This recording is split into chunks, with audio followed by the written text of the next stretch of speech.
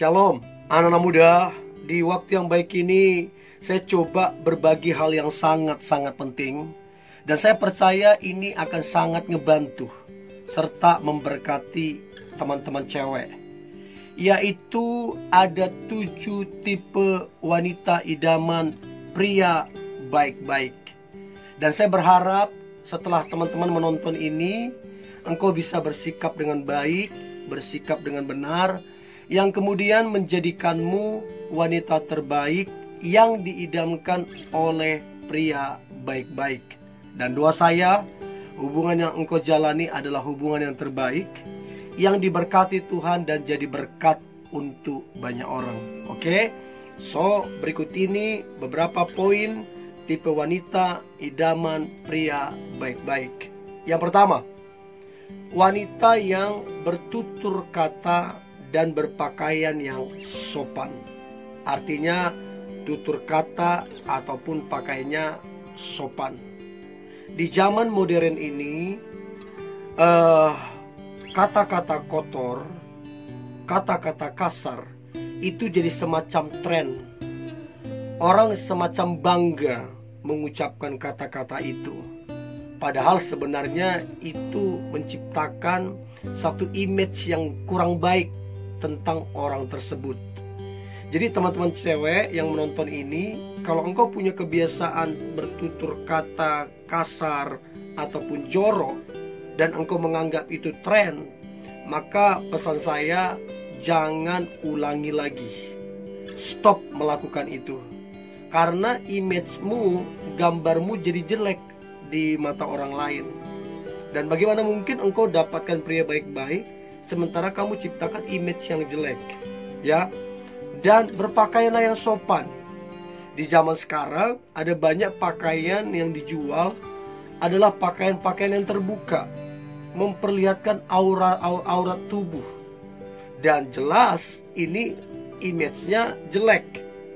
Dan memang tidak semua laki-laki memandang demikian. Namun sebagian besar akan berpandangan demikian. Dan laki-laki baik tidak mengizinkan pasangannya ditonton orang lain dan kemudian orang lain berpikiran kotor. Oke, kita bilang orang yang pakaian tertutup pun kalau orang pikirannya kotor bisa berpikiran kotor. Nah, sekarang kalau yang tertutup saja bisa berpikiran kotor, apalagi pakaian terbuka. Ya, artinya harap dijaga, ya, diperhatikan baik-baik supaya kemudian image-mu itu baik. Ya. So itu yang pertama. Yang kedua, wanita idaman pria baik-baik, maka yang kedua adalah wanita yang memiliki jiwa keibuan. Nah, kalau dibilang jiwa keibuan, bukan berarti mama-mama, bukan berarti ibu-ibu. Artinya jiwa keibuan, artinya kamu memiliki jiwa mengayomi. Kamu mengayomi, kamu memperhatikan, kamu peduli, dan kamu lakukan semua itu dengan ketulusan. Ini namanya keibuan. Dan kenapa pria baik-baik suka terhadap wanita yang jiwa keibuan? Karena laki-laki tersebut juga butuh diayomi, butuh diperhatikan, butuh dipeduliin. Demikian juga dengan hubungan yang akan dibangun. So teman-teman cewek, kalau selama ini engkau cuek tentang hal ini, maka sekarang coba diperhatikan, apakah memang engkau memiliki jiwa keibuan atau tidak. Nah, supaya engkau bisa menempatkan dirimu menjadi wanita yang terbaik yang diidamkan pria baik-baik. Itu yang kedua. Yang ketiga, wanita idaman pria baik-baik, maka yang ketiga adalah wanita yang bersikap dewasa. Nah, kenapa ini sangat diidamkan? Karena wanita dewasa itu bisa diajak diskusi, bisa diajak bertukar pikiran, bahkan bisa memberikan solusi, dan lebih jauh bisa jadi partner hidup. Dan inilah yang diinginkan pria baik-baik. Ketika ada masalah, ketika ada tantangan, bisa diskusi, bisa cari jalan keluar. Tapi kalau bersikap kekanak-kanakan, ya semau-maunya, egois, maunya pendapatnya yang mau didengarkan, dan cuek. Itu kan sifat daripada anak-anak. Nah, kalau teman-teman cewek, engkau masih cuek orangnya, egois, mementingkan diri sendiri, masih mau senang-senang, ya saya kira engkau mesti perbaiki itu. Berubah supaya engkau menjadi wanita idaman bagi pria baik-baik. Ya, itu yang ketiga. Nah, kemudian yang keempat, tipe wanita idaman pria baik-baik, maka yang keempat adalah wanita yang bersyukur. Nah, kenapa pria baik-baik kepengen punya pasangan wanita yang bersyukur? Karena dia tahu dalam menjalin hubungan pasti ada masalah, pasti ada tantangan, pasti ada kekurangan. Nah, kalau wanita tersebut enggak bersyukur, ya repot. Si sedikit ngomel, si sedikit bersungut-sungut, si sedikit membanding-bandingkan dengan orang lain, ya enggak ada pertumbuhan. Tapi kalau dia bersyukur, maka masalah sebesar apapun bisa diselesaikan, tantangan sebesar apapun bisa dilewati. Bahkan wanita yang bersyukur itu menjadi contoh, menginspirasi, dan memberi kekuatan kepada orang lain. Dan saya percaya di balik ucapan syukur ada kuasa Tuhan, di balik ucapan syukur ada berkat Tuhan. So, teman-teman cewek, kalau engkau mau jadi wanita idaman, maka berhenti ngomel, bersungut-sungut, ataupun menyalahkan keadaan. Mulai dengan bersyukur. Oke, itu yang keempat. Nah, kemudian yang kelima, wanita idaman pria baik-baik adalah wanita yang mengasihi kedua orang tuanya. Dan ini sesuai dengan standar firman Tuhan, yaitu hormatilah ayah dan ibumu supaya engkau berbahagia dan